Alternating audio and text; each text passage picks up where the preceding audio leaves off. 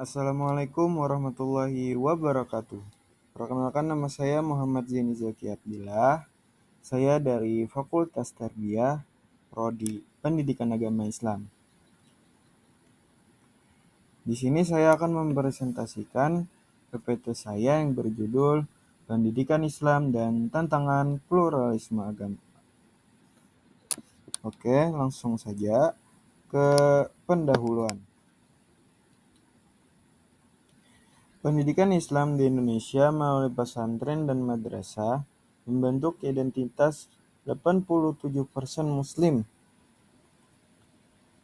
Jadi misalkan di seluruh Indonesia eh, itu tuh digabung pesantren dan madrasahnya, itu tuh membentuk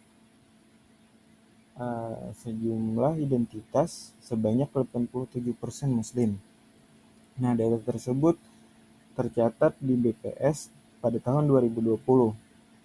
Namun, dihadapkan pluralisme agama resmi dan 1.300 etnis pada Undang-Undang 1945 Pasal 29.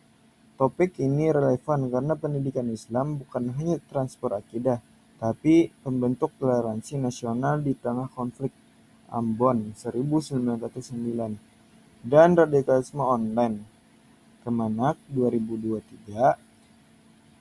Di Kalsel, Madrasah Banjarmasin butuh wasitiyah untuk harmoni dengan Dayak Tionghoa, mewujudkan rahmatan lil alamin.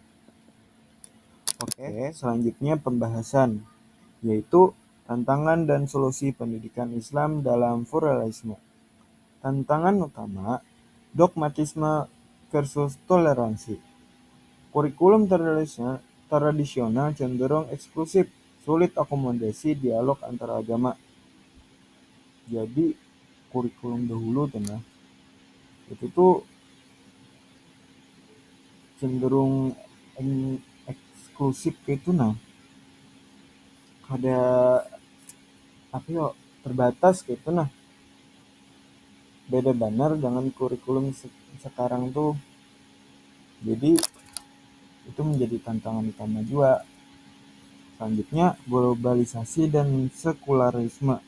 Pengaruh media sosial mempercepat radikalisme atau liberalisme berlebih. Ditambah media oknum-oknum di media sosial itu banyak menyalahgunakan media sosial untuk pluralisme. Jadi radikalisme atau liberalisme itu berkembang cepat.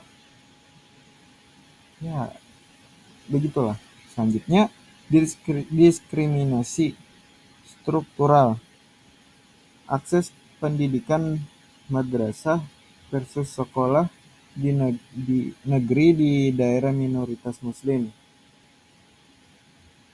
Banyak juga di sekolah-sekolah yang mayoritasnya Muslim itu tuh mendiskriminasikan para nonis. Kayak buah nonis tuh dianggapnya beda banar, kayak jauh aja gitu karena buahnya itu beda lawan buhan muslim tuh menganggapnya kayak itu. Seandainya buhan muslim itu menganggap sama aja, maksudnya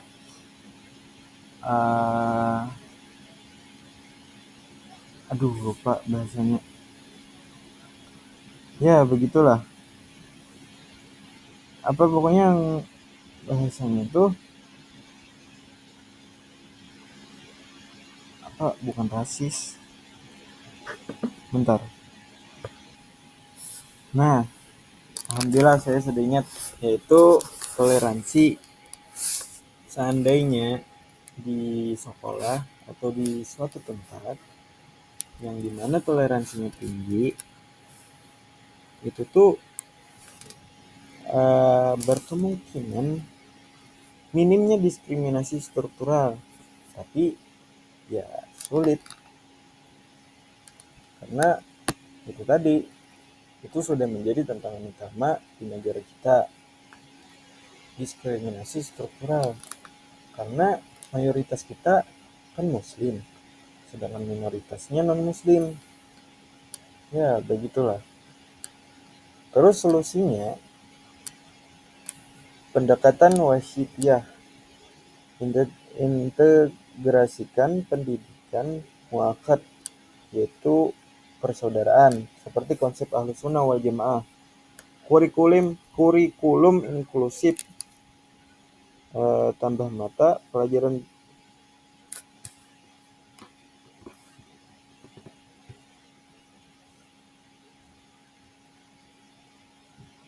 pendidikan agama Islam seperti pekerti lintas iman, Permendikbud. Contoh praktisnya seperti program Nusantara di UIN Syarif Hidayatullah. Oke, yang terakhir, kesimpulan. Pendidikan Islam mampu hadapi pluralisme melalui wasatiyah Islam Nusantara, mengintegrasikan tauhid dengan toleransi untuk mencegah konflik dan radikalisme. Implementasi praktis dalam pendidikan sehari-hari. Guru madrasah, diskusi lintas agama mingguan di kelas, yaitu bisa disebut dengan metode muakkad. Terus kurikulum pesantren, tambah mata pelajaran Islam dan pluralisme, yaitu kurikulum merdeka. Terus kehidupan nyata, santri ikut FKOB lokal plus program toleransi dengan sekolah Kristen Hindu. Terus yang terakhir, culture specific, yaitu kolaborasi madrasah Banjarmasin dengan Dayak via dialog budaya tahunan. Mungkin itu saja presentasi dari saya. Saya Muhammad Jani Zakiatila.